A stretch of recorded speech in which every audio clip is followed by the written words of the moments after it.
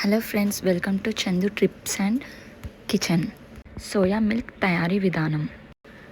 2 cups soya బీన్స్ని ఒక గిన్నెలో వేసి కడుక్కోవాలి. ఫస్ట్ 2 గ్లాసెస్ వాటర్ పోసి నైట్ అంతా నానబెట్టుకోవాలి.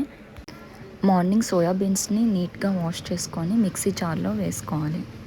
మీరు ఇక్కడ గమనిస్తే కనుక పప్పు పూర్తిగా నానింది. నేనైతే ఇక్కడ 2 గ్లాసెస్ వాటర్ యాడ్ చేసుకున్నాను. పూర్తిగా గ్రైండ్ చేసుకొని స్ట్రైనర్లో వడకట్టుకోవాలి. ఇలా 3 టైమ్స్ వాటర్ వేసుకొని నేను గ్రైండ్ చేసుకున్నాను.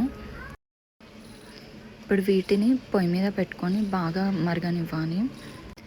మీ దగ్గర క్లాత్ ఉంటే కనుక క్లాత్తో కూడా వడగట్టుకోవచ్చు. క్లాత్తో అయితే అసలు ఏమీ కూడా కింద పడదు.